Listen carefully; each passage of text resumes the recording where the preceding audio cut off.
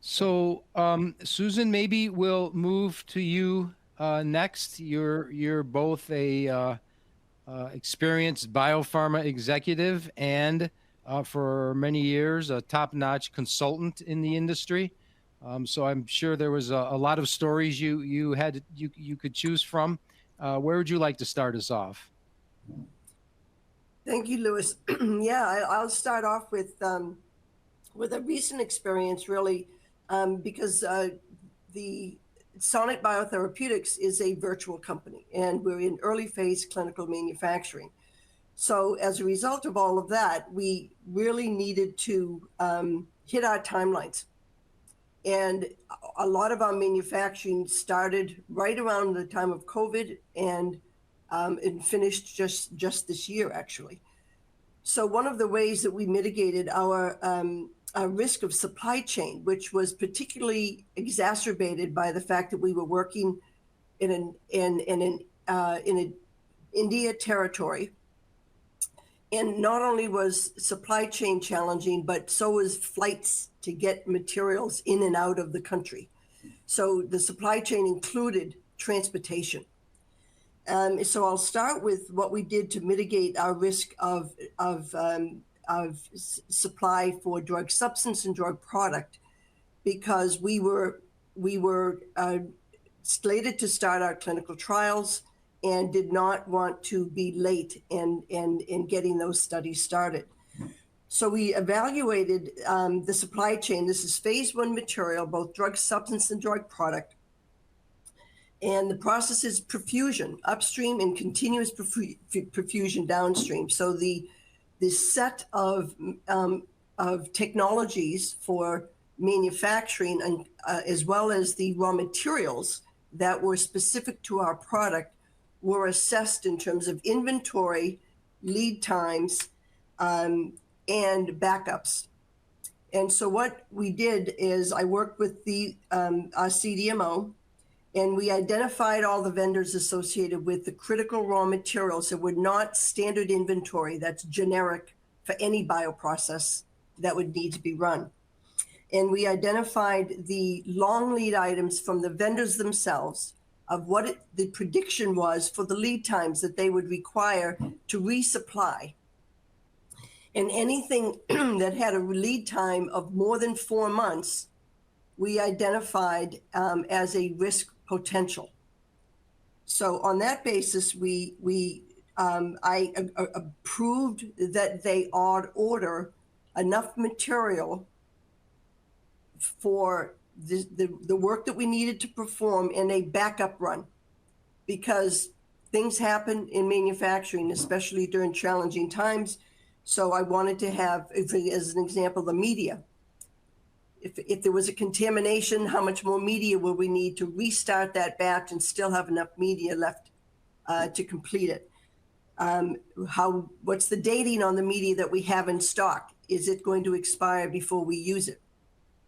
So looking at that inventory control to see where our risks, our high risks are, and then add to the supply chain the backups so that they were in place prior to or during the manufacturing run, so that everything was released for the batch that was coming up and for the next 2 batches that were in progress that would be following them. And we were manufacturing almost end to end for 3 different molecules. Luckily, we had the good sense to actually formulate the media and use the same media for all 3 drugs, which happened to work out quite well for us, because if it wasn't used for one, it could be used for another. So we weren't overstocking on critical raw materials that were product specific, but they were Sonnet specific, if you will. We did the same thing on the downstream for certain filters that were specific for our product: virus filters, chrome filters, any of the chromatography resins that we needed were all maintained in inventory in excess, so that if there was a failure, we had coverage, and if there was a supply chain delay, we had coverage and did not have to delay our start times. And it worked out remarkably well for us. because we also got a handle on what was going to expire, if anything, how much the lead time was, could we use those products for future manufacturing, and we were able to kind of get a good handle on the first in, first out kind of approach to managing the inventory of those particular raw materials. From the point of view, so anyway, that's how we did it. And we were doing manufacturing for drug substance and drug product at the same site, which happened to be extremely valuable, because a lot of this happened, during the COVID timeframe or just after that, when supply chains really got bad. And because we didn't have to move drug supply around the globe for lyophilization and fill finish, we were able to reduce the risks associated with scheduling flights and moving materials and risk of holdups at various other international airports, et cetera. So we ended up with getting all our drugs manufactured, all the drug products manufactured. Labeling and packaging was also done locally. So we were able to contain the risk profile of our supply chain to a kind of finite set of manageable activities. We are an 8-person company. I could not afford to take on the responsibility of managing inventory myself. So we left it to the CDMO, who did an excellent job of keeping us informed of what the inventory looked like and where there might be problems in the future.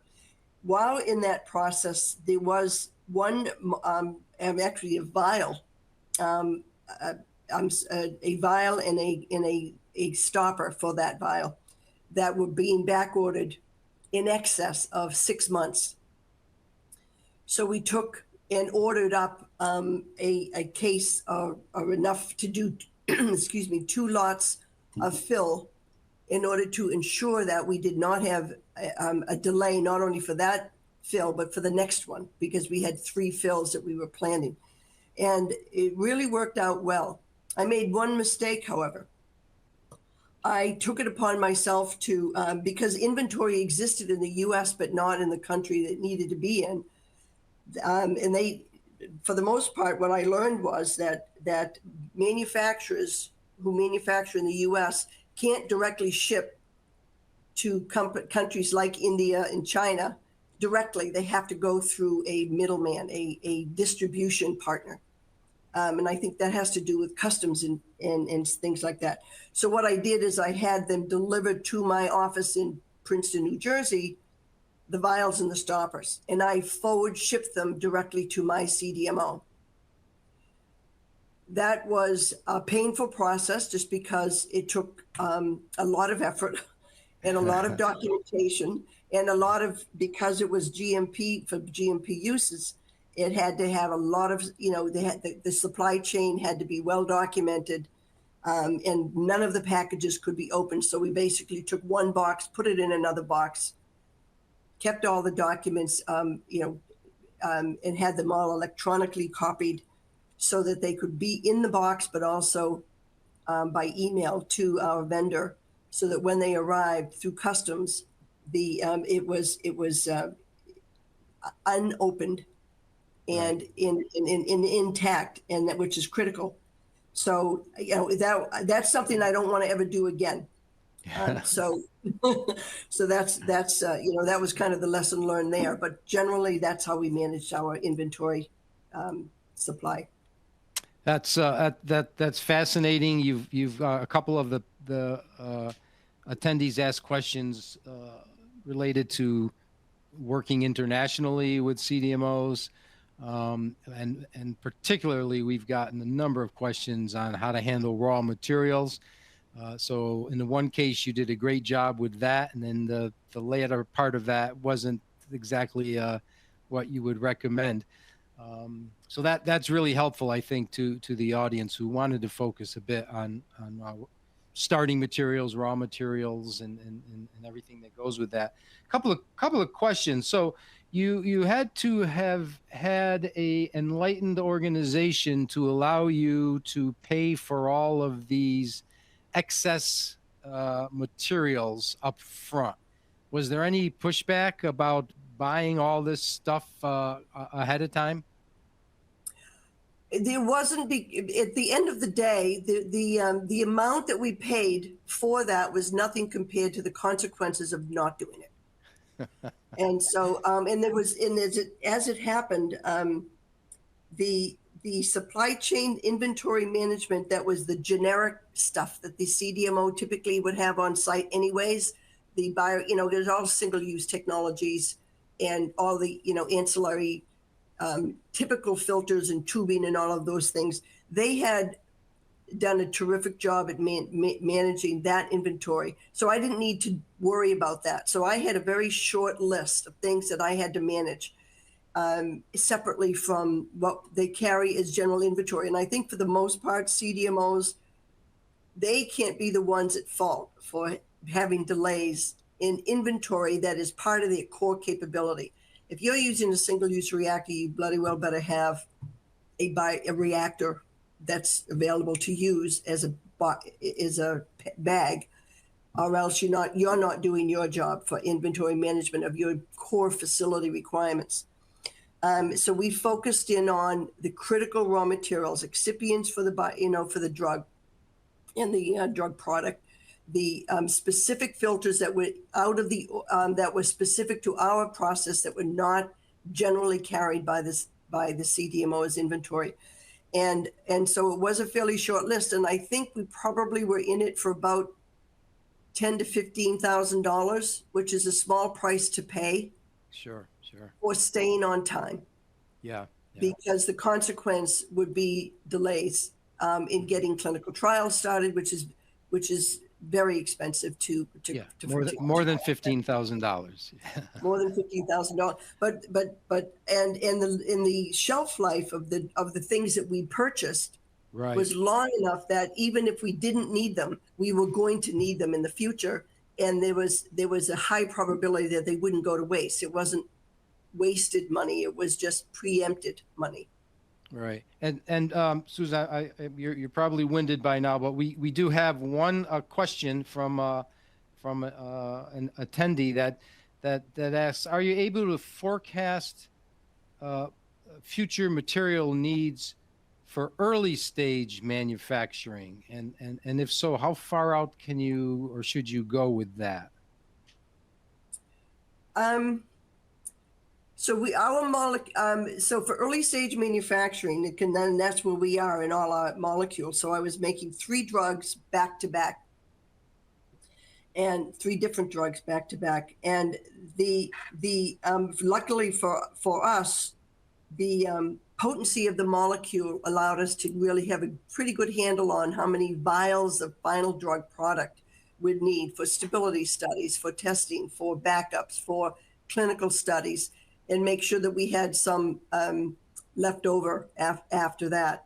So I did that on the basis of what my calculations were for the yield of the process on the upstream side, the outputs on the downstream side, and you do lose a lot of vials in that downstream period of drug product manufacturing because of testing, sterility studies, stability studies, accelerated and stress studies, all of those things that use up those vials. So you have to do your math up front and know what your minimum requirements are. And then we planned accordingly. And in one product, we had to make 2 GMP batches in order to have enough drug. And the other cases, we were able to do what we need to do with a single batch. But the risks are if there's a failure and you have to redo something. So you have to have backups to failures that are outside of your control. You can estimate your drug requirements based on the clinical plan and your outputs of your drug product capacity based on your drug substance yields, but you have to have a backup for a failure, not only in upstream, but in the drug product manufacturing. If a batch gets rejected, you have enough drug substance to repeat a drug product run after the investigation's complete And do you have enough materials to do another drug product run? And those are the situations I covered, but the math is pretty clear cut when you get to that point.